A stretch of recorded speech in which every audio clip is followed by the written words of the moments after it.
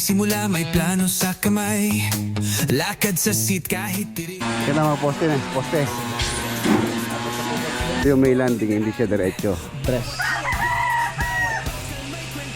Galing din kanan niya, hanggang dito yun ang landing. Tayo na oh, tayo na yung tubig. Kada buhos na Ayun yung ano. bawat pakot martilyo, tibay ng loob ang dala namin dito. Regs vlog, kwento ng konstruksyon, puso pa. Tapos tinabunan natin yan. Kaya ano ko pa yan, nilalagyan ko ng ligo, nung nasa talugtog ako yung Vlog construction, tara na't sumalo. Drone shot mula sa taas, progress na mabilis. Kada floor kita mo na, di lang basta business. May teambag, may pamilya, kahit dasdi ang mata.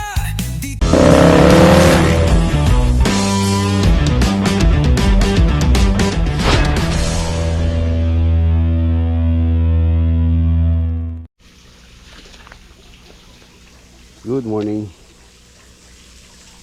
Ini-estimate ko po yung gagamitin kong ano, roofing materials. Ito po yung roof framing niya. Inano ko na yung drawing ko para ma-estimate ko yung roof materials, roofing framing materials. Ayan, nag-aangat na po sila ng Python board, yung 12mm, para po makapaglatag na sila doon.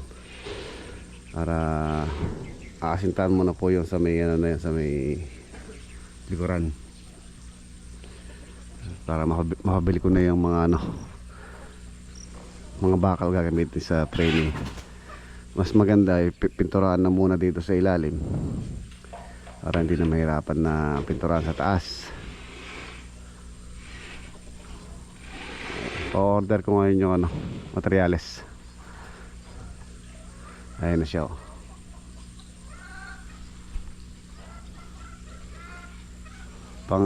Pangalawang linggo na ngayon linggo na to na diretso pala. Nung nakaraan kasi halos 4 days lang sila. Tapos ay hinintay ko yung welder na gagawa dito sa hagdanan. Di ko alam kung papasok po ngayon. Sabi niya papasok siya ngayon. Ito sila paring Jepoy kasi sila yung gumagawa dito. So yun, yung hagdanan ipapasingit ko para ano, mabilis yung mga gumagawa.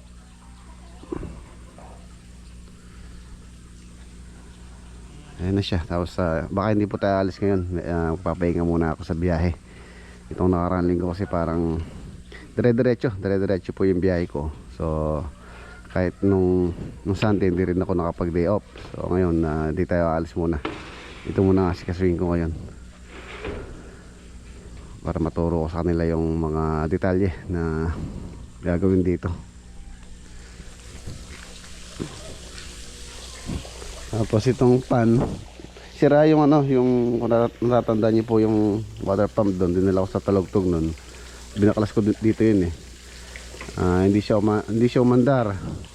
Ayun nga, napabili nga po ako ng bago. So sabi naman ni owner doon sa may talugtog, iwan ko na lang doon, so babayaran na lang nila. So iniwan ko na lang po doon. So yung water pump na pampatubig ko rito is sira. Tingnan natin kung magagawa ko para madagdagan ko siya ng tubig. Medyo nangungulangan na po siya ng tubig.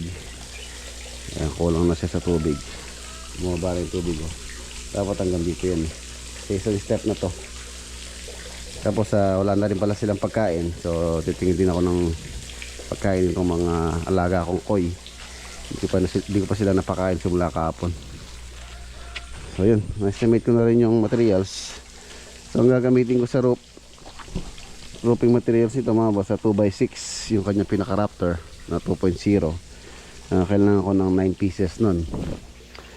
9 pieces. Tapos yung 2x2 20 peraso. Tapos C-purlins pang pasya 5. So papa-order ko na muna to. Pabili ko na to.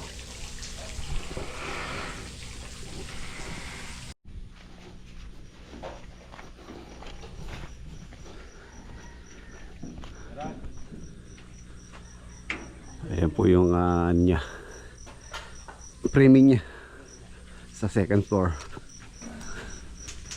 Inulit ko yung pong mga ginamit ko rito is tira-tira. Tulad ditong I-beam na to, tira po sa project to sa San Simon. And then yung iba, tira din yan mga 2x6, mga 4x4. Yung meron nga luma, oh, luma.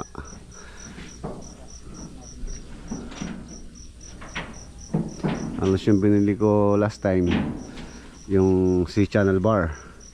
Siguro mga basta more or less ang nagagastos ko na dito. Kasama yung PSM board, yung bakal, labor, tsaka bibilin ngayon. Siguro sa tansya ko mga ano, nasa ano na, 100K. Yung PSM board kasi, tingnan natin yung PSM board. Yung PSM board nasa 1,050 yata isa nito. So 20 piraso yung pinabili ko, nasa halos 20 mil na. So yung bakal na binili namin noon, nasa 20 mil din yun, kulang 20 mil din yun, 40. Tapos mayroon pang pinabili kong huli, yung dito, saka yung 4x4. So mga ano, nasa 100 na pati labor. Ayan.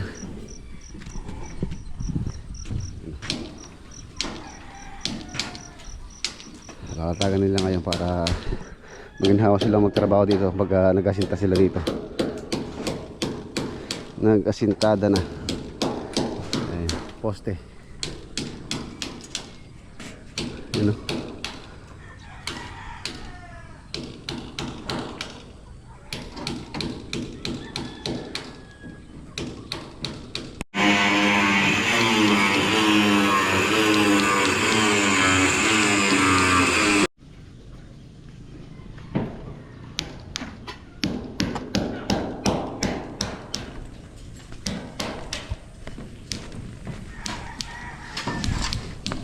Tatagyan ka pala oh.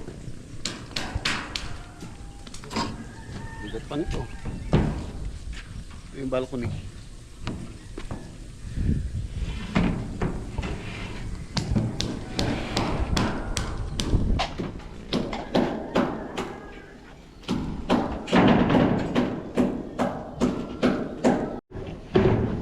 So tara, punta muna tayo ng bayan.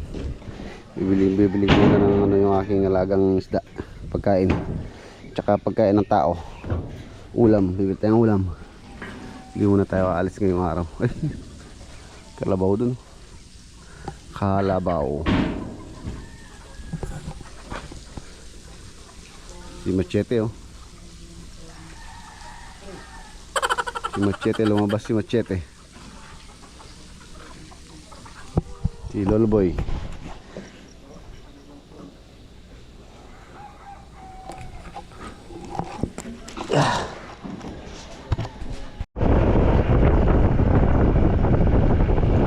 Okay, nandito na po tayo. Pagkain ng isda, tapos ulam. Iyan.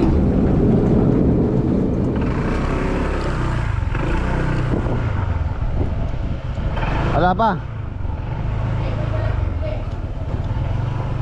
Sige, sige.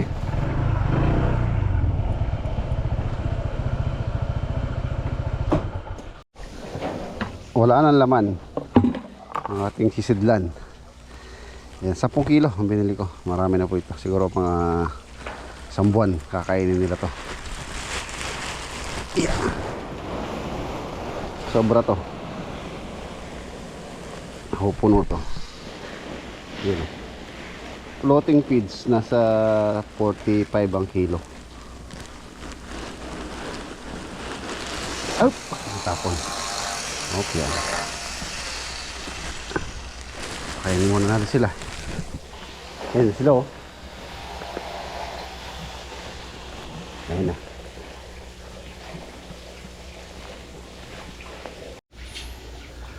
Ayan na. Nandito na po siya no, si Ramiro. So ayan na. Kaya ito namin yung hagdanan para mabili ko na rin yung pyesa or yung materialis.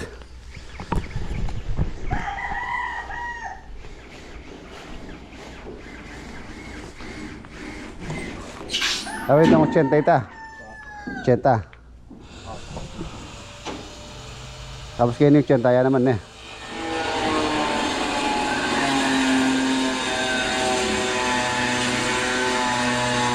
Hindi lang yung dito mo. Kaya na mga poste na eh. Poste. Oh, apat.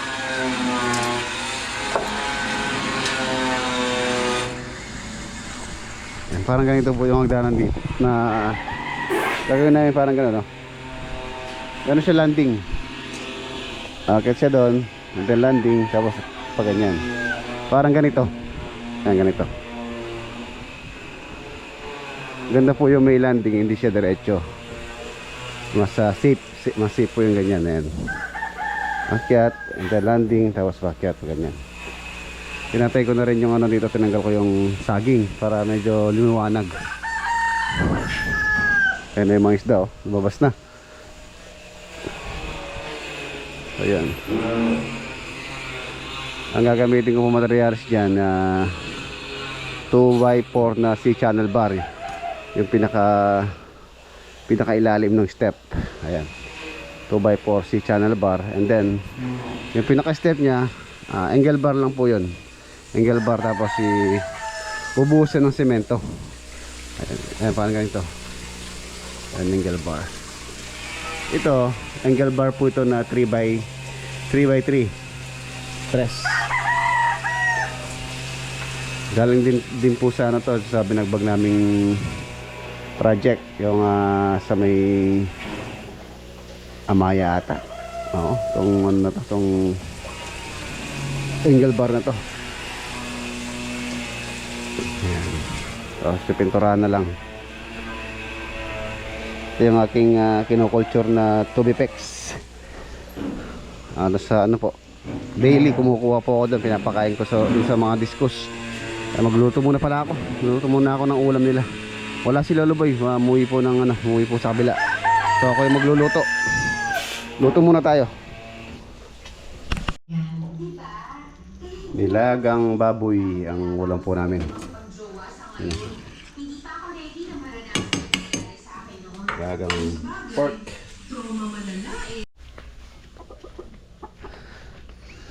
Ayun yung mga ano, poste.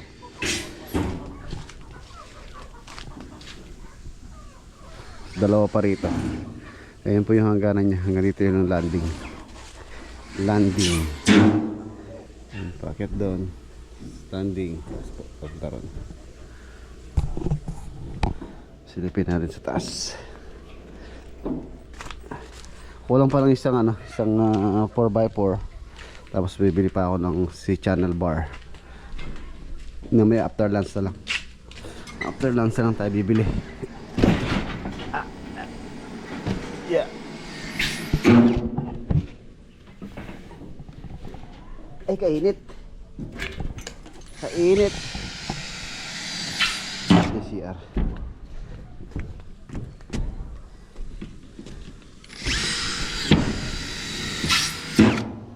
Manta na, tayo.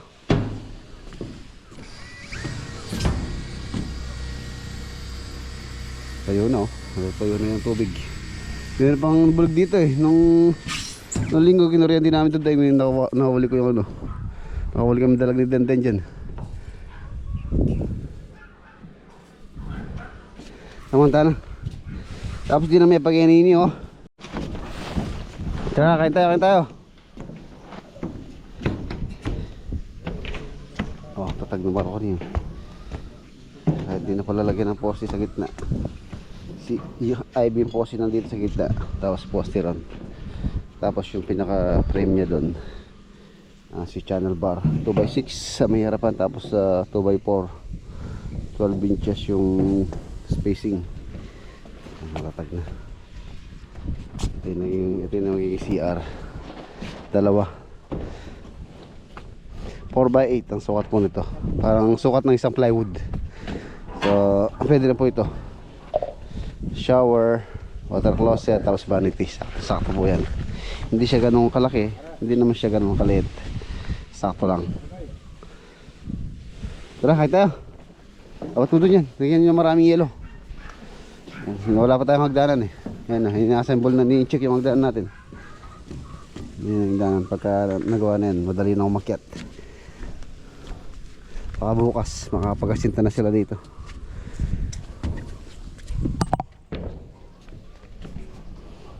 Sakto lang isang plywood po rito.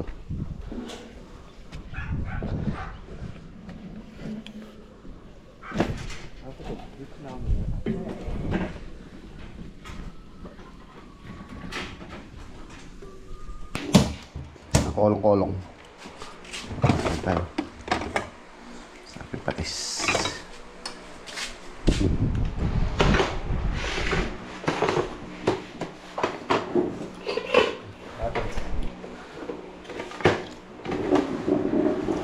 Ito, malaki oh.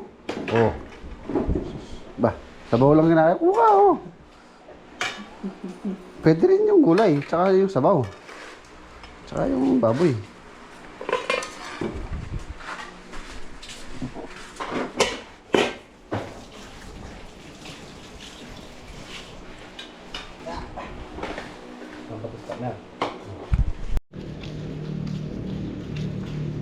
Ayan, nandito po tayo muli dito sa bilihan ng bakal. Malapit lang po ito sa farm. Ayan yung ano 2x4 na C-channel.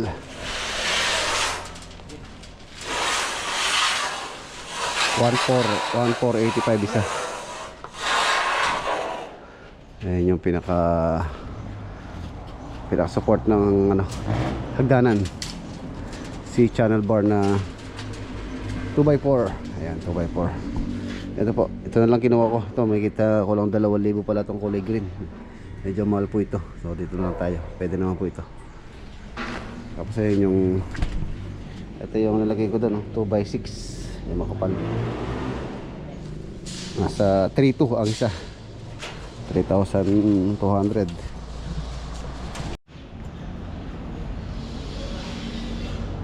Ayan. Ito yung 4x4. Kulang din po kami ng isang peraso. Actually kalahati lang eh. Kaya lang wala na po doon. So bumili na ako ng isa. Nasa magkano kaya yan? Tingnan ko mamaya doon sa resibo.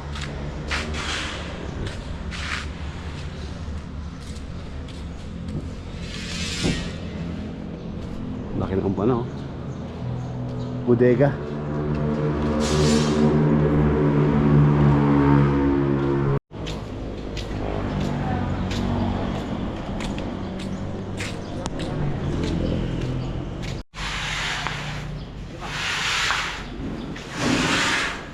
Tapos angle bar.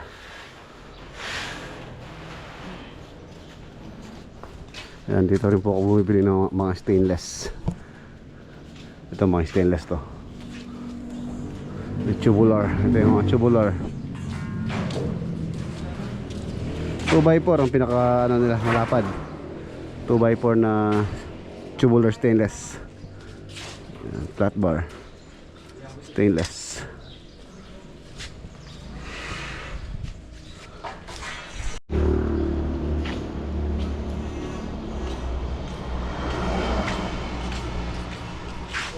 Nakakabili din dito ng ano kalahati. Ito. Ay napuputol po sila dito. Kung kalahati lang yung bibili nyo sa mga maliliit na ganito, pwede. Maliban lang sa yung tubular na 4x4, doon po hindi sila nagbebenta. Itong mga to. Meron lang sana 4x4 dito, kalahati. Bibili ako eh. Ito mga to, kalahati po to. C-channel bar, meron din pala oh. Kalahati oh. Pwede din kalahati sa C-channel bar. Kaya lang walang 4x4.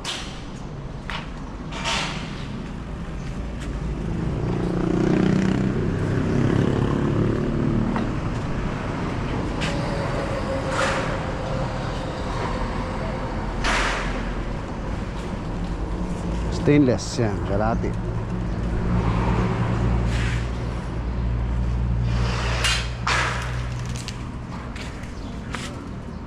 Palangapit ng kayo.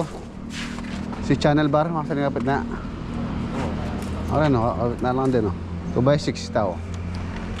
Kailangan natin kalahati, marami dyan no. No, Yung 2x6.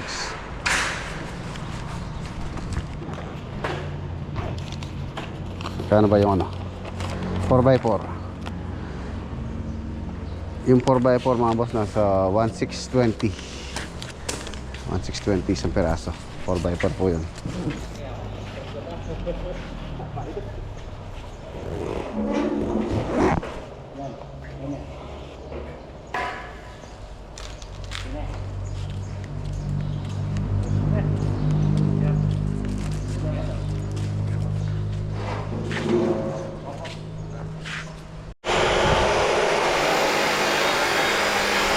Ayan na mga boss, nabuhusan na.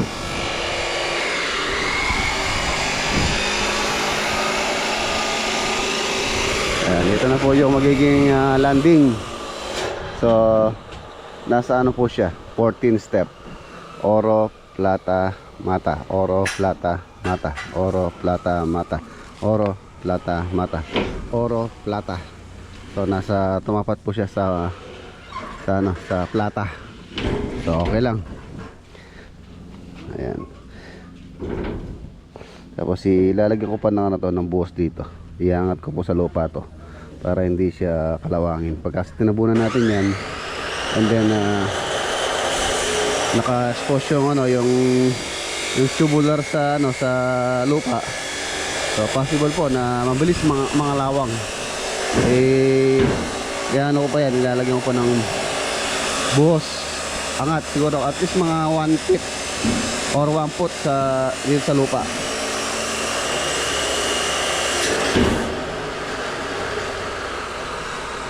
Ayun o, patapos na rin sila dito. So bukas makakapag-ano na sila dyan, kasintada doon sa may wall na yun.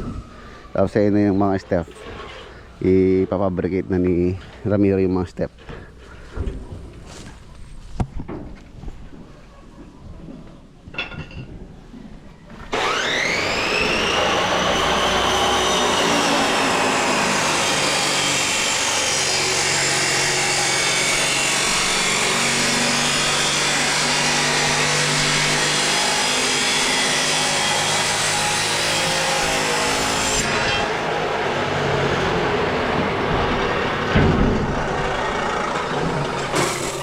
Ayun na, tapos ito po yung ilaw na binili ko nung pong nasa Talugtog ako, yung pinsan daw ni parang Jimmy doon na nagbebenta ng ilaw. So bumili ako ng, actually 5 to. 5 po ito yung isa, binigay ko kay Utol. 4. Lalagay ko lang yung 2. Tingnan natin mamayang gabi kung malawanan. Ayan siya. Ano po ito? LED.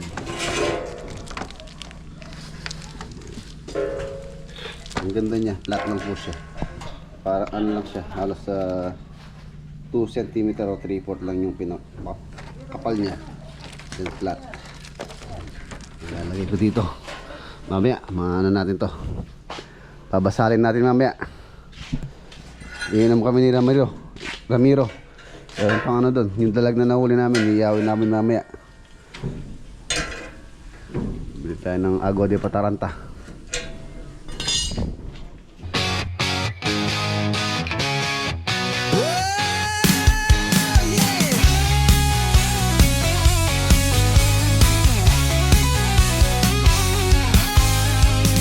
Kada araw may simula, may plano sa kamay. Lakad sa seat kahit tirik ang araw, ulan ang sabay. Regs Love Construction, to ang aming daan. Bawat hollow block, bawat bakal may kwento't laman. Hindi lang ito trabaho, to'y pangarap na buo. Kada buhos ng semento may pangakong totoo. Sa bawat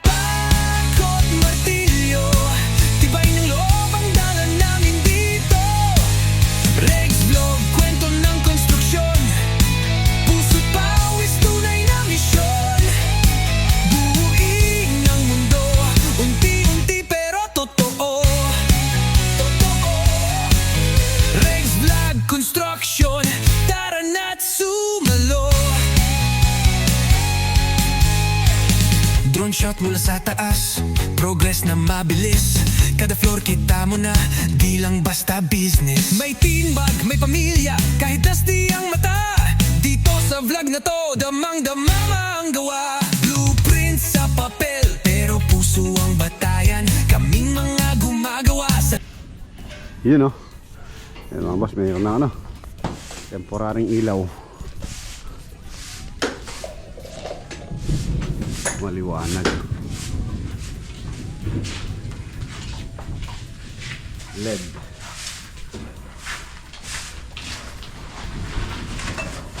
Temporary muna po yan. Tapos okay na rin yung flag sa taas. Bukas makakapag-asinta na sila. Takip tayo. Takip tayo sa taas. Saan daan dyan, Deng? Sarado na. Nandito na lang dito. Dito sa gilid tayo dumaan. Wala pang hagdanan eh. Yun o. Ayan na po siya. Ito yung balcony. Oh. Ayos.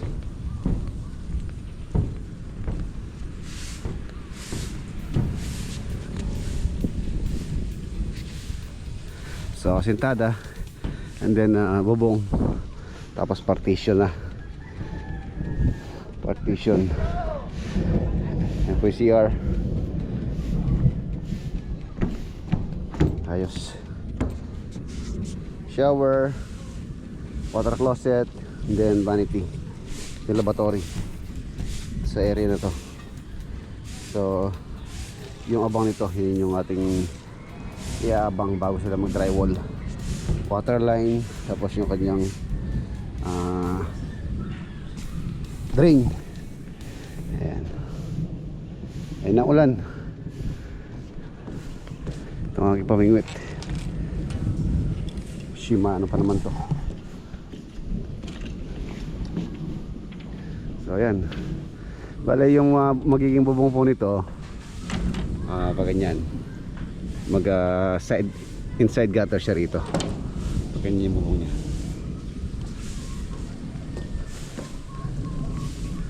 Ayan. Tapos simula dito 2.6 ang slope niya papunta ron 2.4. Halos 20 cm lang po yung slope niya dito. 2.6 dito sa may harapan, tapos 2.4 sa may likod. Hanggang dito po yan. Halos lampas pa rito yung magiging bubong niya. Para sakop na pati tong pati kanyang balcony. Okay na, mga boss, linis-linis na lang sila sa ilalim. Bukas naman ulit. Medyo sa may bugmuran sa Kapampangan, parang uulan sa Tagalog. Parang nagbabadyang umulan sa Tagalog. Ayun na, lumilintik na, or ano na ang tawag dito sa Tagalog, pumapatak na ang ulan.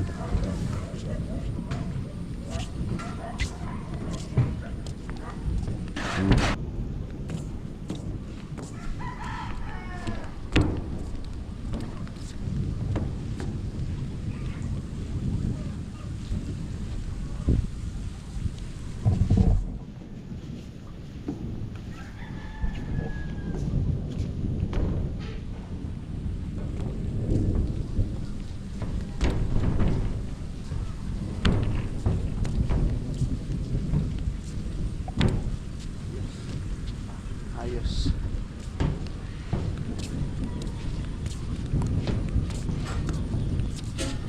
So ayan, dito ko na po tatapusin yung ating vlog for today. Kita-kita po tayo sa bukas sa next upload. Paalam po, God bless. Ingat. Ayan, ito na yung hagdanan niya. Yung landing sa baba ron.